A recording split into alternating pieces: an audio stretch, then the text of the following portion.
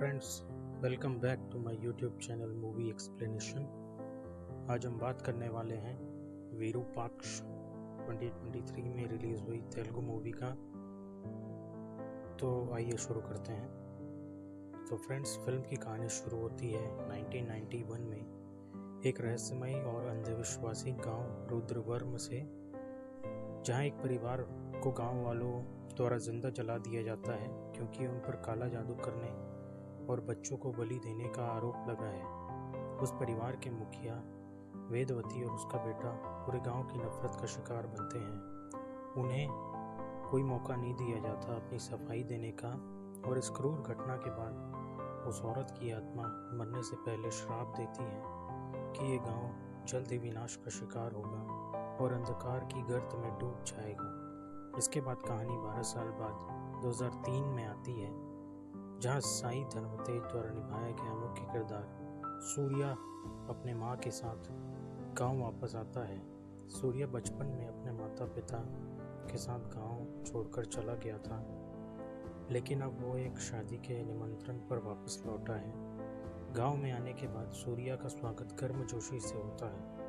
वो अपने पुराने मित्रों और रिश्तेदारों से मिलता है और यहाँ उसकी मुलाकात होती है नंदिनी से, जो गांव के मंदिर के पुजारी की बेटी है और बहुत ही रहस्यमयी लड़की है। दोनों के बीच आकर्षण होता है और धीरे धीरे दोनों एक दूसरे के करीब आने लगते हैं। लेकिन तभी गांव के अजीबोगरीब घटनाएं घटने लगती हैं।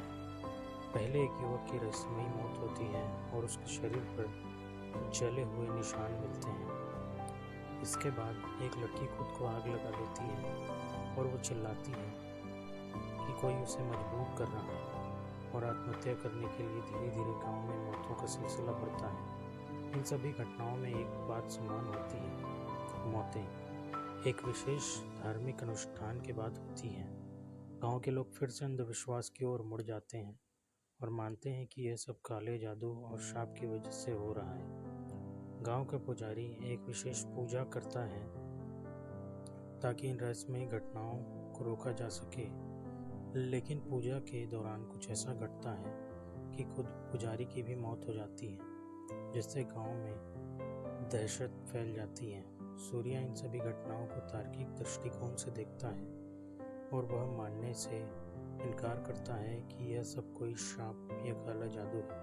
वह अपने स्तर पर जांच करता है और पुराने रिकॉर्ड खंगालता है। तभी उसे पता चलता है कि गांव में एक बड़े हिस्से को इस बात की जानकारी नहीं कि 1991 में क्या हुआ था और वेदवती नाम की औरत को किस तरह बिना सबूतों के मार दिया गया था। सूर्या की जांच में यह भी सामने आता है कि गांव के कुछ प्रभावशाली लोगों ने मिलकर उस औरत पर झूठा इल्जाम लगाया था, क्योंकि वे उसकी शक्तियां और बढ़ती लोकप्रियता से डर गए थे। दरअसल वेदवती कोई साधारण औरत नहीं थी, वह एक तांत्रिक थी, लेकिन वो बुरी नहीं थी। वो सिर्फ जड़ी बूटी और तंत्र की मदद से लोगों की बीमारी ठीक करती थी। लेकिन जब उसके बेटे की बीमारी को लेकर लोगों ने उसे दोषी ठहराया, तो गांव के लोगों ने झूठे आरोप लगाकर उसे मार डाला। उसका बेटा बच गया था और वह बड़ा होकर बदला लेने लौट आया है, और यही इस रहस्यमयी गांव की घटनाओं के पीछे का सच है। सूर्या को शक होता है कि इन सब के पीछे कोई इंसान है जो आत्मा और श्राप का नाटक कर रहा है। लेकिन नंदिनी धीरे धीरे बदलने लगती है और अजीब बर्ताव करने लगती है। सूर्या को पता चलता है कि नंदिनी दरअसल वेदवती की ही बेटी है, जिसे बचपन में पुजारी ने गोद लिया था, लेकिन असल में वह अपनी माँ की आत्मा से जुड़ी हुई है और वह सारी घटनाओं के पीछे। सूर्या यह जानकर टूट जाता है, लेकिन वह नंदिनी को रोकने के लिए तैयार हो जाता है, क्योंकि उसे समझ आता है कि नंदिनी के अंदर अच्छाई है और वह केवल अपनी माँ का बदला लेना चाहती है। सूर्या उसे समझाने की कोशिश करता है, लेकिन नंदिनी की आत्मा पूरी तरह उसकी माँ की आत्मा के कब्जे में आ जाती है। अब नंदिनी गांव के हर उस इंसान को मारना चाहती है जिसने उसकी माँ की मौत में हिस्सा लिया था या उसका समर्थन किया था। सूर्या उसे रोकने के लिए गांव में एक पुरानी किताब का सहारा लेता है जिसमें वेदवती के तंत्रों को उलट मंत्र दिया गया होता है, लेकिन उसे यह काम करने के लिए अपनी जान खतरे में डालनी होती है। सूर्या एक अनुष्ठान करता है जिसमें वह खुद को बलि देने की कोशिश करता है ताकि नंदिनी की आत्मा को मुक्त किया जा सके। जैसे ही वह खुद को आग में झोंकने की कोशिश करता है, नंदिनी की आत्मा जागती है और अपनी माँ को रोकती है, और आखिरी पल में वेदवती की आत्मा अपनी बेटी के शरीर को छोड़कर शांति प्राप्त होती है। यह कहानी यही खत्म नहीं होती, क्योंकि गांव वाले अब भी अंधविश्वास के जाल में फंसे हुए। लेकिन सूर्या सबको समझाता है कि शाप जैसी कोई चीज़ नहीं होती, बल्कि जब इंसानों के साथ अन्याय होता है तो उसका प्रतिशोध भी इंसानी रूप में ही आता है।